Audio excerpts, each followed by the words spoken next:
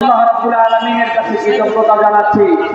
আজকের থেকে 1 বছর আগেও যদি আমাদের কাছে বলা হতো যে এইরকম বাইতুল মুকাররমের পাশে এরকম ফুট ওভার ব্রিজের নিচে বাংলাদেশে এরকম আলেম ওলামারা বসে কথা বলবেন, এই কথা বলার জন্য যে অনুমতি নেওয়া লাগতো, এর জন্য যে ঘোরাঘুরি করা লাগতো, এর জন্য যে মানুষের কাছে পদলেহন করতে হতো, আল্লাহ রাব্বুল আলামিন আমাদেরকে সেই সময়টুকুকে পরিবর্তন করে একটা সুসময় আমাদেরকে দান করেছেন।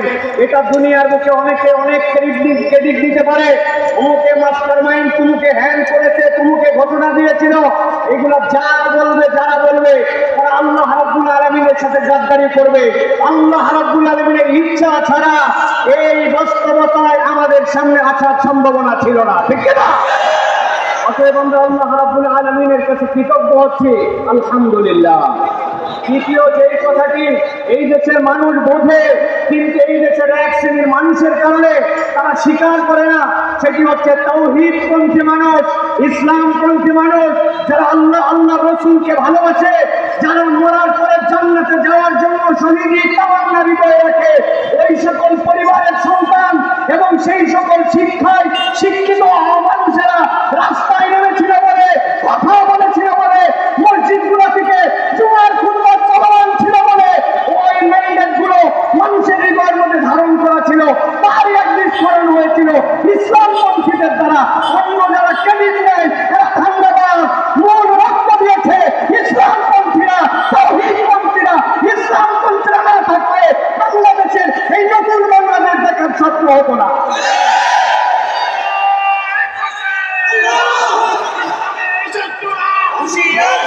আমি সংক্ষিপ্ত সময় আমি আপনাদের কাছে গরম কোনো কথা বলতে চাই না, শুধু বাস্তবতার আলোকে আপনাদের কাছে বলতে চাই। আজকে আমাকে একটা নির্ধারিত পয়েন্টের উপরে সংক্ষিপ্ত সময় কিছু কথা বলার জন্য আমাকে নির্দেশনা দেওয়া হয়েছে। প্রিয় ভাইয়েরা, গরম বক্তব্য আমরা শুনি, মুহূর্তের মধ্যে গরম করে ফেলতে পারি আমরা, এটা আমাদের সামগ্রিকভাবে স্পিরিটকে ধারণ করে না। যদি আমরা হৃদয় থেকে ইসলামের একটা চেতনা লালন না করি, তাহলে আমাদের মধ্যে ডান বাম, সামনে পিছনে, উপর নিচ বিভিন্ন দিক থেকে ষড়যন্ত্র আসবে, শয়তানের বাধা আসবে, আমরা সেই সময় টিকে থাকতে পারবো না। এই জন্য আজকে আমাদের আলোচ্য বিষয় সংক্ষিপ্ত সময়ে, সেটি হচ্ছে দ্বীনের বিষয়ে আমাদের ঐক্যবদ্ধ থাকার গুরুত্ব এবং পদ্ধতি কি হবে। এখানে একজন লোক যদি হাত তুলে আমাকে বলেন যে হুজুর, দ্বীনের বিষয়ে, ইসলামের বিষয়ে, ঈমানের বিষয়ে, তাওহীদের বিষয়ে, আল্লাহ রসুলের বিষয়ে আমাদেরকে ঐক্যবদ্ধ থাকতে হবে, এই ঐক্যবদ্ধ থাকার প্রয়োজন নাই, অথবা ঐক্যবদ্ধ থাকতে হবে, এইটা আমি বুঝি না। আমি বিশ্বাস করি এখানে একজন লোক নয় যে বলবে যে ঐক্যবদ্ধ থাকার দরকার নাই, এরকম কোনো লোক আছে ভাই? একটু আওয়াজ দিয়েন ভাইজান, আছে ভাই? নাই। কিন্তু আমার যে বিষয়টি আপনাদের কাছে উপস্থাপন এই সংক্ষিপ্ত সময়ে 6টা পয়েন্টের আলোকে করতে চাই, সেটি হচ্ছে ঐক্যবদ্ধ থাকার গুরুত্ব আমরা বুঝি, কিন্তু ঐক্যবদ্ধ থাকবো কেমনে? আমাদের মধ্যে তো মুহূর্তে ফাটল ধরে যায়, অমুকের কাছে বিক্রি হয়ে যায়, তুমুকের কাছে বিক্রি হয়। এই দেশে কথা আছে, আগের রাত্রে 1 কাপ চা আর একটা বিড়ির কাছে বাঙালি তার ভোট বিক্রি করে দেয়, ঠিক না? আমরা বলতে চাই প্রিয় ভাইয়েরা, দ্বীনপন্থী মানুষেরা, ইসলামপন্থী মানুষেরা যদি এইটা অনুভব করে কেমনে আমরা ঐক্যবদ্ধ থাকবো, তাহলে আমাদের জন্য এই কার্যকারণগুলা খুঁজে যদি গ্যাপ আসে, সেইটার বাইরে আমাদের নিজেদের পথ চলাকে আমরা তখন মসৃণ করে নিতে পারবো। ছোট্ট একটা উদাহরণ দিয়ে আপনাদের কাছে কথায় ঢুকি। আপনি যদি জানেন এই রাস্তাটিতে আপনি রওনা হয়েছেন, সামনে রাস্তার কনস্ট্রাকশনের কাজ চলতেছে, ওই জায়গায় একটা গর্ত আছে, কিছু দূর যাওয়ার পরে রাস্তার মুখটা চিকন হয়ে গেছে, আপনার টাইমটা বেশি লাগবে। আপনার কাছে যদি এই তথ্যগুলি জানা থাকে, তাহলে আপনি রাস্তা নির্বাচনের সময় আপনি বুঝে হাঁটবেন। এখন শয়তান আমার জন্য কোন ঘাটিতে থাকতে পেরে গেছে, আমি আল্লাহকে পছন্দ করি, রসুলকে পছন্দ করি, ইসলামকে পছন্দ করি, কিন্তু আমি ফাঁক চিনি না। এখন আমাদের অবস্থা হয়ে গেছে, আমরা সকলেই একটা ঝুলের মধ্যে চলতেছি, কিন্তু ডেপথলি আমাদের এই বিষয়গুলো আমরা অনুভব করছি না। আমি এই জন্য খুব সংক্ষিপ্ত সময়ে আপনাদের কাছে 6টা পয়েন্ট বলবো, সর্বোচ্চ হয়তো 3-6-18 মিনিট লাগতে পারে, আমার সময়ের মধ্যে আমি ইনশাআল্লাহ শেষ করে দিব। 1 নম্বর প্রিয় ভাইরা যে বিষয়টি, সেটি হচ্ছে আল্লাহ রাব্বুল আলামিন সূরা আলে ইমরানের 103 নম্বর আয়াত যেটা আমি তেলাওয়াত করেছি, সেখানে ঐক্যবদ্ধ থাকার গুরুত্বের কথা বলেছেন। এটা আমরা সকলেই কম বেশি জানি, ওয়াতাসিমু বিহাবলিল্লাহি জামিআন ওয়া লা তাফাররাকু, এটা আল্লাহর কথা। কিন্তু এর পরের আয়াতে কারিমার সাথে আল্লাহ রাব্বুল আলামিন 4টা দিকের কথা মুসলমানদের জন্য উল্লেখ করেছেন। আল্লাহ রাব্বুল আলামিন বলেছেন, শোনো, আমি আল্লাহ রাব্বুল আলামিন তোমাদেরকে বললাম তোমরা একতাবদ্ধ হয়ে থাকো, কখনো তোমরা বিভক্ত হয় না, তোমরা আল্লাহর রজ্জুকে ধরে রাখো। তবে জেনে রাখো, ওয়াসকুরু নি'মাতাল্লাহি আলাইকুম, তোমার এই একতা থাকবে না যদি তুমি আল্লাহ রাব্বুল আলামিনের নিয়ামতের কৃতজ্ঞতা আদায় না করো। আমরা বিগত 1 বছরের বাংলাদেশে আমরা দেখতে পাই, যখনই বিপদে পড়ে, যখনই ইন্টারিমের নানান ধরনের ঝামেলায় পড়ে, তখনই একদল ইসলামপন্থীদেরকে কাছে নেওয়ার জন্য তখন একতার ঘোষণা দেয়। আবার বিপদ কেটে গেলে ইসলামপন্থীর হুজুরদেরকে পছন্দ হয় না। এটা আপনারা দেখেছেন না? এটার কারণ কি? এটার কারণ হচ্ছে আল্লাহ রাব্বুল আলামিনের নিয়ামতের শুকরিয়া নাই। সেই বান্দারা আল্লাহ রাব্বুল আলামিনের নিয়ামতের কৃতজ্ঞ হবে না, ওই বান্দাদের মুখ দিয়ে একতার কথা আসবে, মূল একতা তাদের মধ্যে থেকে আসবে না। আল্লাহ রাব্বুল আলামিন এরপরে বলেছেন, ইয কুনতুম আদান ফাআল্লাফা বাইনা কুলুবিকুম ফাসবাহতুম বিনি'মাতিহি ইখওয়ানা, আমার সাথে আপনার অন্তরের জোর, আমার সাথে আপনার অন্তরের ভালোবাসা, এইটা মানুষের হাতে অন্তরের নিয়ন্ত্রণ নাই, অন্তরের নিয়ন্ত্রণ করতে আল্লাহ। বান্দা যদি ইন্টেনশন রাখে আমি এক এবং নেক হয়ে চলবো, তাহলে অন্তরকে জুড়াই দিতে পারেন আল্লাহ।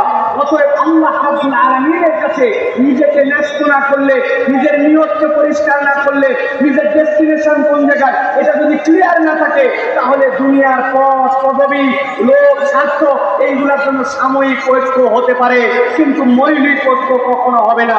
এই জন্য আপনার নিয়তকে সবার আগে বিশুদ্ধ করতে হবে। আমরা খোলাফায়ে রাশিদিনের সেই খেলাফতকে এই দেশের মধ্যে দেখতে চাই। আমরা আল্লাহ রাসূলের আইন অনুযায়ী দেশের প্রতিটা ঘর শাসিত হবে সেইটা দেখতে চাই।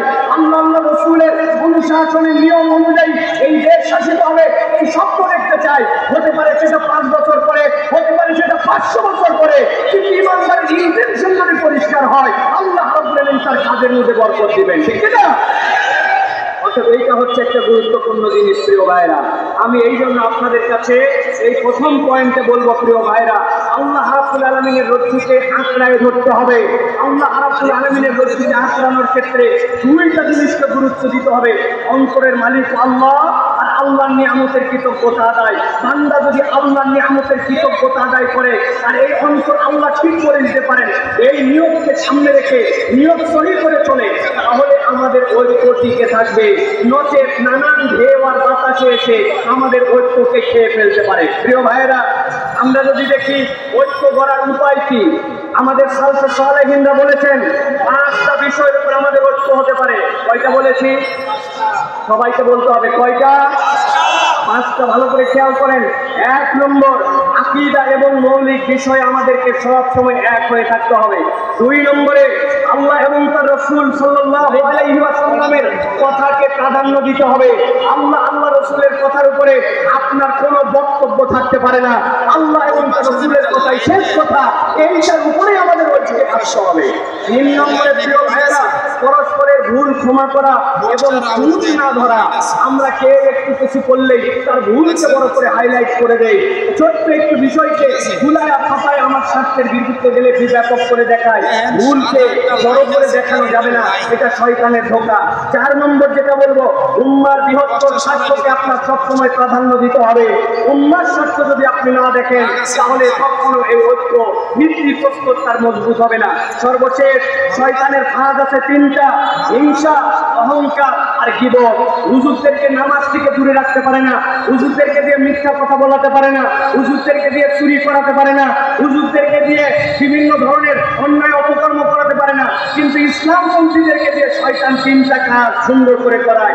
একটা হিংসা করাবে, আরেকটা অহংকার করাবে, আরেকটা গীবত করাবে। আপনার কাজ দেখে আপনার মনে হবে না, আমি যা কাজ করতেছি অন্যরা কিছুই করতেছে না, আপনার নিজের মধ্যে একটা লেভেলে উঠাবে। শয়তানদের যে ঢুকছে এইভাবে আমাদের ঐক্যকে বিনষ্ট করে দেয়। অতএব এই ফাঁকগুলা থেকে আমাদের বেঁচে থাকতে হবে।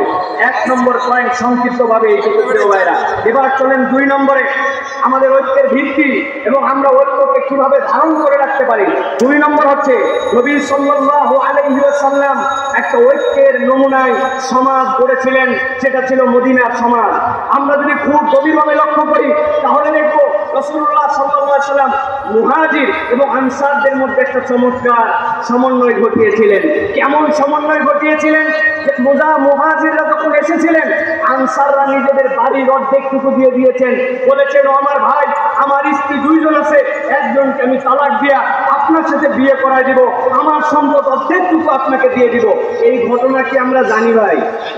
কথা বলেন, জানি কি আমরা ভাই? আওস এবং খাজরাজ নামে 2টা শত্রুতা ভাবাপন্ন 1000 বছর ধরে সংগঠন ছিল, যারা একজন আরেকজনের রক্তকে হালাল মনে করত। নবীজি সাল্লাল্লাহু আলাইহি ওয়াসাল্লাম আসার পরে এই 2 জনের মধ্যে বন্ধুত্ব ঘটায় দিয়েছিলেন। আপনারা কি এই ঘটনা জানেন ভাই? কিন্তু কোনোদিনকে ভেবে দেখেছেন যে এই যে বড় বড় ঘটনাটা ঘটলো, এই ঐক্যটার ভিত্তি কি ছিল? কিসের ভিত্তিতে ঐক্যটা রাসূলুল্লাহ সাল্লাল্লাহু আলাইহি ওয়াসাল্লাম করিয়েছিলেন? রাসূলুল্লাহ সাল্লাল্লাহু আলাইহি ওয়াসাল্লামের সিরা এবং হাদিসের বিশ্লেষণে বোঝা যায় 3টা বিষয়কে সামনে রেখে রাসূল সাল্লাল্লাহু আলাইহি ওয়াসাল্লাম এই কঠিন বাস্তবতার মধ্যে একটা ঐক্যের সমাজ প্রতিষ্ঠিত করেছিলেন। 1 নম্বর, আল্লাহর প্রতি ঈমান। আল্লাহর প্রতি যদি বিশুদ্ধ ঈমান না থাকে, ওই ঐক্য আপনি যতই ঐক্যের কথা বলেন, ওই ঐক্যের গোড়ার মধ্যে গন্ডগোল থাকবে, ওই ঐক্য কখনো কার্যকর ঐক্য হবে না। 2 নম্বরে যেটা প্রিয় ভাইরা, সহানুভূতিশীল অন্তর।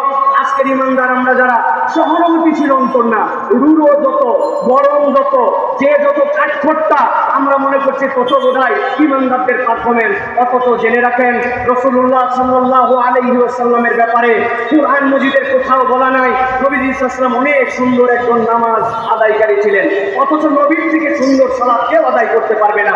নবীজির ব্যাপারে পুরা কোরআনে কোথাও বলা নাই নবীজি খুব সুন্দর যাকাত আদায়কারী ছিলেন, অথচ নবীর থেকে বেশি দান সাদাকারী কেউ ছিল না।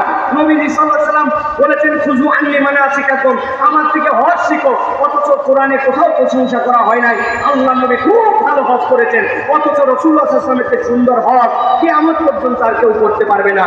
কিন্তু নবীজির একটা বিষয় নিয়ে কোরআনে প্রশংসা করা হয়েছে, ইন্নাকা লাআলা খুলুকিন আযীম, আমার নবী ছিলেন মহান চরিত্রের উপর অধিষ্ঠিত।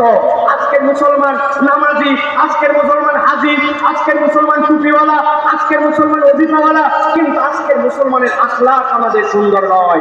অতএব নবীজির ওই ঐক্যের ভিত্তি ছিল সহানুভূতিশীল একটা অন্তর। প্রত্যেককে আমাদের সহানুভূতিশীল অন্তরের মালিক হতে হবে। 3 নম্বরে প্রিয় ভাইরা, দ্বীনকে প্রাধান্য দিতে হবে। যেখানে দ্বীন নাই সেই জায়গায় কোনো ঐক্য হতে পারে না প্রিয় ভাইরা। দুনিয়া একদিক হয়ে যেতে পারে, ইমানদাররা কখনো সমকামিতাকে প্রমোট করতে পারে না, এলজিবিটিকিউকে সমর্থন করতে পারে না। আপনি কিয়ামত ঘটাই দিতে পারেন, ইসলাম এটাকে হারাম বলেছে, আপনি এটা করতে পারবেন না। যেই সকল কমিশন আজকে বাংলাদেশে এসে ধোঁকাবাজি কমিশন দিচ্ছে, তারা গাজার মুসলমানদেরকে রক্ষা করতে পারে নাই, তারা মুসলমানদেরকে সেই জায়গায় ক্ষুধার জ্বালায় হত্যা করছে, সেই জায়গায় তাদের কোনো মাথা ব্যথা নাই। আর এই দেশের মানুষ যারা শান্তিপ্রিয় মানুষ, যারা এই দেশের মানুষ নীরব নিজের ধর্ম পালন করে, এই জায়গার মানুষ তাদের যারা ভাইরা যারা অন্য ধর্মাবলম্বী আছে তাদেরকে সুন্দর করে আগলায় রাখে, তাদের মন্দিরকে প্রয়োজনে পাহারা দেয় যাতে কোনো দুষ্কৃতিকারী অন্যায় করতে পারে না। এই জায়গায় মানবাধিকার কমিশন থামাতে আসছে, তারা দুনিয়ায় মানবাধিকার দেখতে পায় না। এই বিষয়ে ইমানের প্রশ্ন, এটাতে ইমানদার কখনো এক হতে পারে না, ঠিক না ভাইরা? অতএব বলবো 2 নম্বর বিষয় এটা যে আমাদেরকে মনে রাখতে হবে নবীজি সাল্লাল্লাহু আলাইহি ওয়াসাল্লামের আদর্শ হবে আমাদের ঐক্যের ভিত্তি। মনে থাকবে এটা, দুনিয়ার কোনো আদর্শ আমাদের ঐক্যবদ্ধের ভিত্তি হতে পারে না। এই ভিত্তিতে ঐক্য হলে এই ঐক্য আল্লাহ রাব্বুল আলামিন আল্লাহু বাইনা কুলুবিকুম, আল্লাহ অন্তরের মধ্যে ঝুলাই দিবেন, শয়তানের ওখানে ঢুকতে পারবে না ইনশাআল্লাহ। এটা হলো 2 নম্বর প্রিয় ভাইরা। নবী করিম সাল্লাল্লাহু আলাইহি ওয়াসাল্লামের একটা হাদিস বলি, আপনারা জানেন, বুখারীর হাদিস। আল্লাহ নবী বলছেন আল মুমিনু লিল মুমিনি কাল বুনিয়ান ইয়াসুদ্দু বা'দাহু বা'দা। একটা বিল্ডিং যেরকম ইটের পরে ইট গেঁথে তারপরে সেটা একটা স্ট্রাকচারে দাঁড়ায়, একটা মুমিন আরেকটা মুমিন হচ্ছে এরকম বুনিয়ান। কোন একটা মুমিনকে বাদ দিয়ে আপনি মনে করবেন যে আমি একা একা জান্নাতে চলে যাব, এইটা মুমিনের চরিত্র হতে পারে না। অতএব প্রত্যেকটা মুমিনের সাথে সহানুভূতিশীল হৃদয় নিয়ে তার প্রতি আমার ভালোবাসা রাখতে হবে। এইটা হবে আমার ঐক্য টিকিয়ে রাখার অন্যতম একটা দর্শন। 3 নম্বরে প্রিয় ভাইরা, সমাজে যদি ঐক্য না থাকে তাহলে আমাদের কি হতে পারে একটু ভালো করে খেয়াল করেন প্রিয় ভাইরা। আল্লাহ রাসূল সাল্লাল্লাহু আলাইহি ওয়াসাল্লাম ঐক্য প্রতিষ্ঠা করলেন, এরপরে সমাজ একটা সুন্দর সমাজের দিকে গেল। আল্লাহ রাব্বুল আলামিন কোরআনুল কারীমে সূরা আনফালের 46 নম্বর আয়াত, এই আয়াতের মধ্যে আল্লাহ রাব্বুল আলামিন দুনিয়ার মানুষকে বলছেন, শোনো, যদি তোমরা ঐক্যের মধ্যে ফাটল ধরাও, ইমানদারদের মধ্যে যদি ফাটল ধরাও, তাহলে তোমাদের সমাজের মধ্যে 3টা মহামারী, 3টা সমস্যা তোমাদের মধ্যে আসবে। সূরা আনফাল 46 নম্বর আয়াত, আল্লাহ বলছেন ওয়ালা তানাজারু ফাতাফশালু ওয়া তাযহাবা রিহুকুম। আল্লাহ রাব্বুল আলামিন বলছেন কোরআনুল কারীমের মধ্যে, যদি কোনো বান্দারা নিজেদের মধ্যে বিভেদ ঘটায়, এই বিবাদে জড়ায় পড়ে, তাহলে 3টা সমস্যা তাদের মধ্যে হবে। 1 নম্বরে কি হবে? তারা ব্যর্থ হয়ে যাবে। 2 নম্বরে কি হবে? শক্তি তাদের চলে যাবে। 3 নম্বরে কি হবে? ওই সমাজের মধ্যে রহমত থাকবে না। নবীজি সাল্লাল্লাহু আলাইহি ওয়াসাল্লাম হাদিসের মধ্যে বলেছেন, ইয়াদুল্লাহি মাআল জামাআহ, তোমরা যতক্ষণ পর্যন্ত এক হয়ে থাকবা, তুমি দেখতে পাও তোমার একতার শক্তি তোমার চোখের তো পরিষ্কার হবে না, তোমার চোখে পরিষ্কার হবে না। কেননা আল্লাহ রাব্বুল আলামিন এই জামাতের উপরে আল্লাহর হাতকে রেখেছেন। প্রিয় ভাইরা, লিবিয়ায় বিখ্যাত যুদ্ধ হচ্ছিল ফ্রান্সের সাথে। ওই ফ্রান্সের যুদ্ধে লিবিয়ায় মুজাহিদদের সাথে পারছিল না তারা। এক পর্যায়ে ফ্রান্স সিদ্ধান্ত নিল সম্মুখ সমরে মুজাহিদিনদের সাথে পারা যায় না। তারা তখন উপর থেকে হেলিকপ্টার গানশিপ দিয়ে হত্যা করার সিদ্ধান্ত নিল। মুজাহিদদের আমিরের কাছে মুজাহিদরা যে বলল, আমিরুল মুজাহিদিন, সামনের গিরিরা যুদ্ধে তারা আমাদের সাথে পারে নাই, কিন্তু এখন তো আমাদের আর কিচ্ছু করার নাই। আমাদের অস্ত্রের রেঞ্জ যে পর্যন্ত, তার উপর দিয়ে তারা হেলিকপ্টারটা আমাদেরকে হত্যা করবে। আমিরুল মুজাহিদিন তাদেরকে জিজ্ঞাসা করেছিলেন তারা কিভাবে হত্যা করবে। বলে উপর থেকে তারা গুলি করবে। বলছে কত উপর থেকে? বলে অনেক উপর থেকে। বলে আরে কত উপর থেকে? বলে আমাদের গুলির রেঞ্জ যেখানে নাই সেখান থেকে।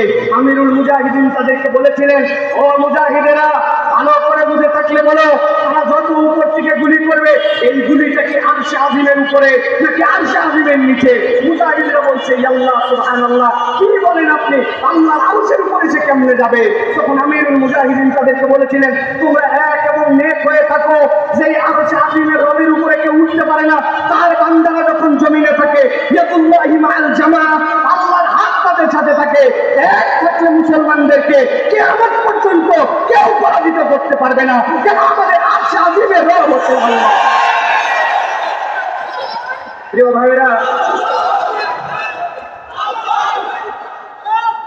ভাইরা, এই জন্য আমি বলবো, সংখ্যায় আমরা কম হতে পারি, লোকজন আমাদেরকে বলতে পারে কোথায় তোমাদের লোক? আমাদের লোক বেশি দরকার নাই। ইমানদাররা কখনো অস্ত্রের বলে জিতে নাই। ইমানদারদের সাথে একটা বল ছিল, সেটা হচ্ছে ইমানি বল। যতক্ষণ পর্যন্ত আমরা এই ঐক্যবদ্ধতার সত্তা নিয়ে সীমিত স্বার্থকে ত্যাগ করে এক থাকবো, এই ইমানের বল দিয়েই মুসলমানরা বিজয়ী হবে ইনশাআল্লাহ। প্রিয় ভাইরা, এটা হলো 3 নম্বর পয়েন্ট। সংক্ষিপ্ত ভাবে এবার চতুর্থ যে বিষয়টি আপনাদের কাছে বলবো প্রিয় ভাইরা, এই উম্মাহ, যে উম্মার ব্যাপারে আল্লাহ রাব্বুল আলামিন কোরআনুল কারীমের মধ্যে ছোট্ট 2টা শব্দে প্রশংসা করেছেন। কি প্রশংসা? সামি'না ওয়া আতা'না। এরা তো সেই উম্মত যারা শুনে আর মেনে নেয়, এরা কোনো প্রশ্ন করে না। এটা হচ্ছে উম্মতে মুহাম্মাদের বৈশিষ্ট্য। মুফাসসিরিনে কেরাম ব্যাখ্যা করছেন এই আয়াতে কারিমার আলোকে এই উম্মতের মৌলিক বৈশিষ্ট্য কি? এই উম্মতের মৌলিক বৈশিষ্ট্য হচ্ছে ঐক্য। এই উম্মতের মৌলিক বৈশিষ্ট্য আমার কথা নয়, আল্লাহ রাব্বুল আলামিনের নবী সাল্লাল্লাহু আলাইহি ওয়াসাল্লাম বলছেন, ইন্নাল্লাহা ইয়ারদা লাকুম সালাসান। ও দুনিয়ার মানুষ জেনে রাখো, আল্লাহ রাব্বুল আলামিন 3টা জিনিস পছন্দ করেন। একসাথে সমস্বরে, একটা মুখ বন্ধ না করে একসাথে বলতে হবে, আল্লাহ রাব্বুল আলামিন কয়টা জিনিস এই উম্মত থেকে পছন্দ করেন? একসাথে বলেন, কয়টা? 3টা। মুখস্থ করেন। 1 নম্বরে, আন তা'বুদুহু ওয়া লা তুশরিকু বিহি শাইআ। আল্লাহ পছন্দ করেন উম্মতে মুহাম্মাদি আল্লাহ ছাড়া কারো ইবাদত করবে না, আল্লাহর সাথে কাউকে শিরিক করবে না। এটা এক নম্বরে। দুই নম্বরে ওয়ান তা'তাসিমু বিহাবলিল্লাহি জামিআ, এই উম্মত আল্লাহর রজ্জুকে কোরআন সুন্নাহকে একেবারে দাঁত দিয়ে কামড়ায় ধরার মতো ধরে একতাবদ্ধ থাকবে, এটা আল্লাহ পছন্দ করেন। আর তিন নম্বরে ওয়ান তুনাসিহু, তোমরা এই উম্মতে আল্লাহ এবং আল্লাহ রসুলের নির্দেশ অনুযায়ী উম্মত সবসময় একজন আরেকজনকে নসিহত করবে। আমাদের দ্বীন হচ্ছে নসিহা। অতএব এই উম্মতের বৈশিষ্ট্য হচ্ছে ঐক্যবদ্ধ থাকা, আর ঐক্যের ভিত্তি হবে আল্লাহর সাথে কাউকে শরীক করি না, ইবাদত করি একমাত্র আল্লাহ। বলবো একটা কথা সামনে আর পিছনে করবো আরেকটা, এটা ইমানদারের বৈশিষ্ট্য হবে না। যে ইমানদার মসজিদে আল্লাহর দ্বীনকে মানে, যে ইমানদার জানাজায় আল্লাহর ইসলামকে মানে, যে ইমানদার ওই যাকাতের ইসলামকে আল্লাহ মানে, ওই ইমানদার যদি এটা বিশ্বাস না করে যে আল্লাহর বিধান অনুযায়ী এই সমাজ চলতে পারে, রাষ্ট্র চলতে পারে, চোরের বিচার হতে পারে, তাহলে ওই ইমানদারের কখনো ইমান পূর্ণ হয় না, ঠিক না? আমাদের অনেক ধান্দাবাদ আছে, এই ধান্দাবাদরা দেখবেন একটা কথা আমি সবসময় বলি, আমরা বলি আমানতু বিল্লাহি ওয়া মালাইকাতিহি ওয়া কুতুবিহি, এইটা বলছি তো আমরা, না ভাই? বলেন তো ভাই, ওয়া কুতুবিহি মানে কি?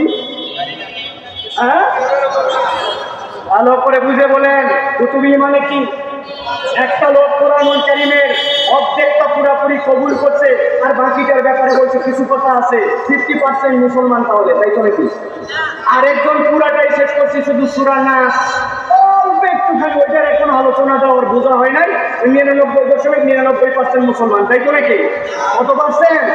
0%। প্রিয় ভাইরা, ভালো করে মনে রাখবেন, আমরা বলছি আমানতু বিল্লাহি ওয়া মালাইকাতিহি ওয়া কুতুবিহি, আল্লাহর আইন বিধান যেটা আমার মাথায় ধরে সেটাও স্বীকার করি, যেটা আমার মাথায় ধরে না ওটাও স্বীকার করি, তবেই সে মুসলমান। তাছাড়া ওই মুসলমানের দাম আল্লাহর কাছে নাই, ঠিক না? আর একটা উপায় আছে, আপনারা যদি বলেন তাহলে বলে দিতে পারি, সবাই রাজি হওয়া লাগবে, আর যাওয়ার সময় 10 টাকা করে হাতিয়ে দেওয়া লাগবে, খুচরা নাই, তাই না? দেখেন যদি পছন্দ হয় তাহলে দিয়েন, না পছন্দ হলে দিন। আমি তো বুদ্ধি বার করছি, এখন থেকে আমরা আমানতু বিল্লাহি ওয়া মালাইকাতিহি ওয়া কুতুবিহি ওয়া রুসুলিহি এইটা না বলে আমরা সিস্টেম করে আগেই বলে নিব আমানতু বিল্লাহি ওয়া মালাইকাতিহি ওয়া কিছু কিছু কুতুবিহি। অথবা আমরা বলবো আমানতু বিল্লাহি ওয়া মালাইকাতিহি ওয়া কুতুবিহি। খবরে যায় ফেরেশতা বলছে, কি ব্যাপার, তোমার কিতাব কোনটা? বলে আমি আগেই বলে আসছিলাম যদ্দুর বুঝি তদ্দুর কুতুবি, পাঠালাম কিন্তু একটাও মাটিতে পড়বে না। অতএব ধানায় পানায় মুসলমান হয়েন না, কেবলমাত্র দাড়ি টুপি দিয়ে মুসলমান হওয়া যায় না, নামের আগে মোহাম্মদ থাকলে মুসলমান হওয়া যায় না, ঈদের নামাজে জাতীয় মসজিদে সামনের কাতারে বসলে মুসলমান হওয়া যায় না। মুসলমান হতে হবে আল্লাহর জমিনে, আল্লাহর আইনে দেশ চলবে, পুরো পৃথিবী চলবে, এইটার প্রতি আপনার সমর্থন থাকতে হবে। এই সমর্থন না থাকলে মুসলমান হওয়া যায় না।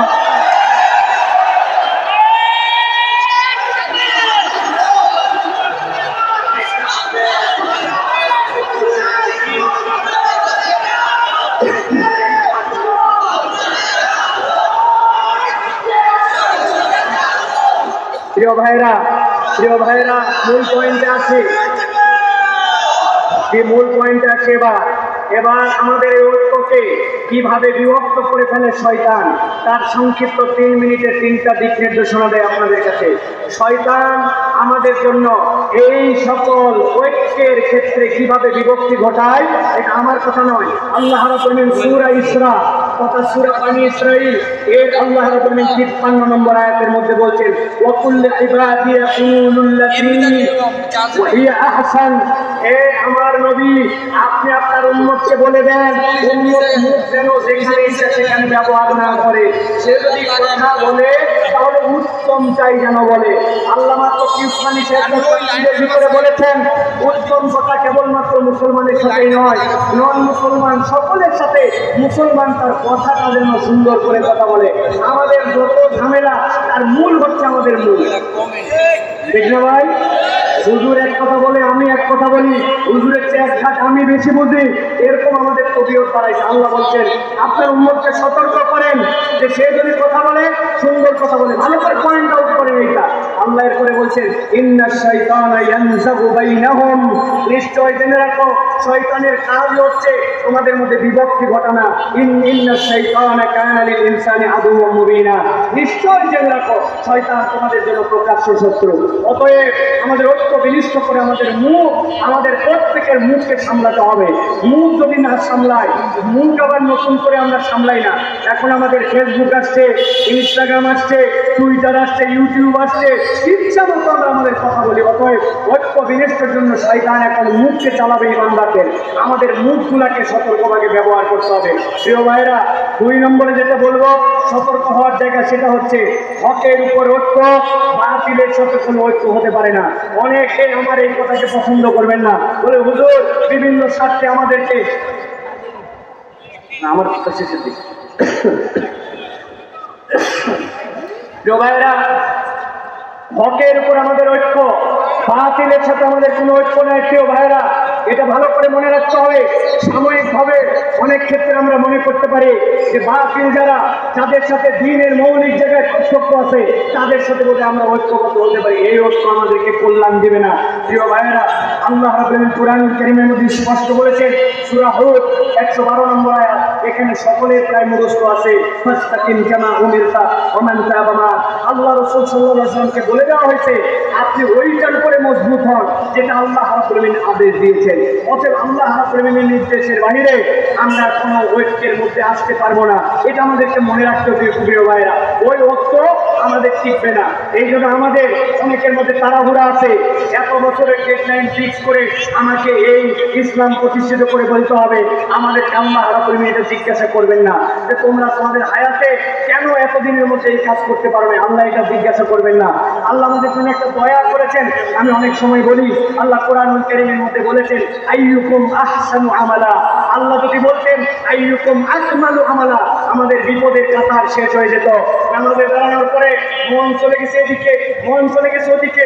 আল্লাহ যদি বান্দাকে দাঁড় করায় জিজ্ঞাসা করতেন, এই 2 রাকাত নামাজ কেমনে পড়ছিলি, তোর নামাজ কি পূর্ণ হয়েছে, আমরা আটকায় যেতাম। অথচ আল্লাহ দয়া করে বলেছেন আইয়ুকুম আহসানু আমালা, তোমাদের মধ্যে উত্তম প্রচেষ্টাটা কে করতে পারে, আমার কাজ হচ্ছে চেষ্টা করা। আস-সা'য়ু মিন্না ওয়াল ইতমামু মিনাল্লাহ। অতএব আমাদের মধ্যে কোনো তাড়াহুড়া থাকবে না। ওই তাড়াহুড়া ঐক্যের ক্ষেত্রেও হিসাব করে আপনাকে আগাতে হবে। কে ইসলামের বন্ধু, কে ইসলামের শত্রু, কে দুনিয়াবি সীমিত স্বার্থে এখন মুসলমানদের সাথে গলায় গলায় মিলাইছে, আবার সুযোগ পাইলে পিছন দিয়ে ছুরি চালায় দিবে, এইটা হিসাব করে চলতে হবে। এই জন্য প্রিয় ভাইরা, হকের উপরে ঐক্য হবে, কোনো বাতিলের সাথে ইসলামপন্থীদের কোনো ঐক্য হতে পারে না। প্রিয় ভাইরা, সর্বশেষ যে পয়েন্ট আপনাদের কাছে বলবো, প্রিয় ভাইরা, এইটা খুবই সেন্সিটিভ এবং হৃদয় দিয়ে ধারণ করার পয়েন্ট। আল্লাহ রাব্বুল আলামিন বলছেন ঐক্য মানে হচ্ছে দয়া, ক্ষমা এবং হিকমা। দয়া, ক্ষমা এবং হিকমা, এই 3টা যেখানে নাই সেই জায়গায় ঐক্য থাকতে পারে না। আল্লাহ রাব্বুল আলামিন বলেছেন ولا تستوي الحسنة ولا السيئة ادفع بالتي هي أحسن فإذا الذي بينك وبينه عداوة كأنه ولي حميم। আল্লাহ রাব্বুল আলামিন বলেছেন, দুনিয়ার মানুষ কেবলমাত্র মুসলমান নয়, তোমার সামনে যে আসুক না কেন, সে যদি তোমার সামনে কোনো ঝগড়াঝাটি মুখ নিয়ে আসে, তোমার সামনে যদি কোনো বিরূপ আচরণ নিয়ে আসে, একজন ইমানদারের ঐক্য প্রচেষ্টায় তার দায়িত্ব হবে। ওয়ালা তাস্তাবিল হাসানাতু ওয়ালা সাইয়্যা, ইমানদার কখনো ভালোর সাথে মন্দের মিশ্রণ ঘটাবে না। ভালোকে দিয়ে সে ভালোটাকে আরো উন্নত জায়গায় নিয়ে যাওয়ার চেষ্টা করবে, ভালো দিয়ে খারাপকে মিটায় দিবে। আল্লাহ রাব্বুল আলামিন বলেন ফাবিল্লাযী হিয়া আহসান, কল্যাণ দিয়ে তোমাকে পরিবর্তন করতে হবে।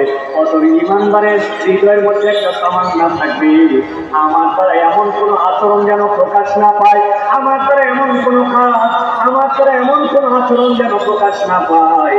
এই বিবস্ত্র উম্মার ঐক্যের ক্ষেত্রে সেইটা যেন একটা ফাটল বা একটা চিহ্ন না হয়। আমি মনে করছি হয়তো তা আমার সেই ছোট্ট কাজ, এই কাজের এমন কি ভেলো আছে, কিন্তু বুনিয়ান উম্মার সুর, আমি ওই মহাবিল্ডিংয়ের একটা পাপ, সেটা একটা ধুলির কণা হতে পারে, ইমানদারের ফিলিংস তার মধ্যে থাকবে। এই জন্য আমি বলবো প্রিয় ভাইরা, ঝগড়াই নয়, হিকমত ঐক্য গঠন আমাদেরকে করতে হবে।